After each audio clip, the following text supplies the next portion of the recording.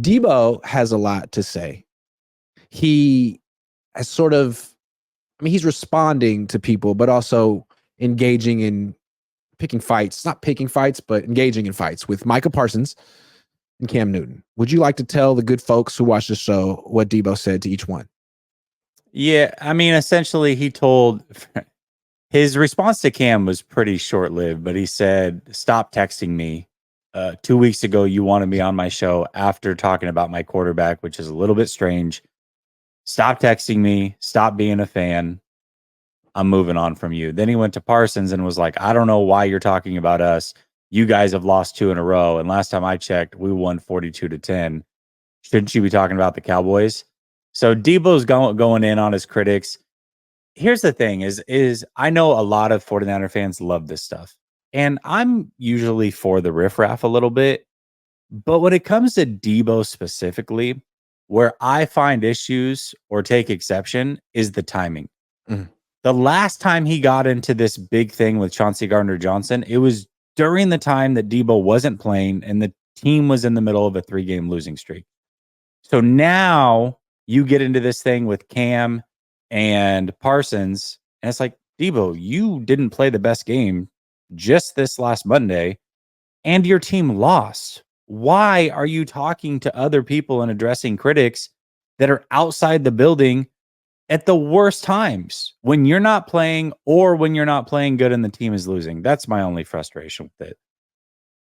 It just seemed like an obvious bad time to do this. I understand the impulse to clap back at your haters. Dude, I have a lot of haters and I like clapping back. But man, you just lost.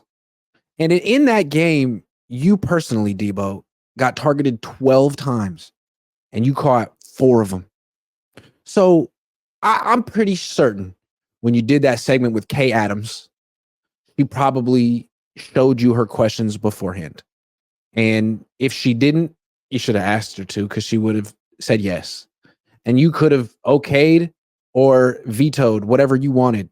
And after a loss like that and a performance like that from you, good idea to say, you know what? It's a bad week for me to talk about someone on the Cowboys or someone who retired. Like, and even the one about Cam Newton, you tried to clown Cam Newton, but you said it in a way that makes that Cam is saying you lied.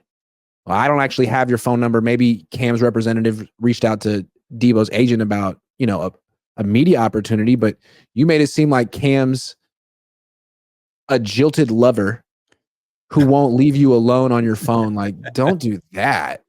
That's a bad look. Yeah, it's an interesting look, but to me, the timing, it's all about the timing. I have no problem with trash talk. I enjoy these athletes being who they are.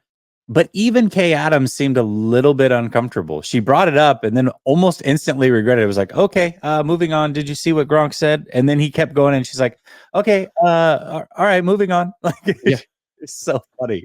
Yeah.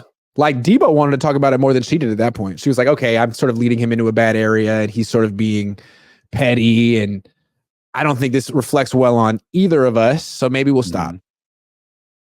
Yeah. Yeah. I mean, I liked it though. Do it again, Deebo. Well, let me ask you this. Obviously, it's something to talk about, but do you have a problem with what Deebo's doing, or is it the timing, or neither? Do you just like it? I mean, I like it because it's something we can talk about and it's like, a viral moment. But if I were his agent, I'd have been like, no, Deebo, we talked about this. No, don't do that. Or Kyle, man, it's the wrong week to be getting into a spat with Micah Parsons. And Deebo and his fans will be like, well, Micah started it.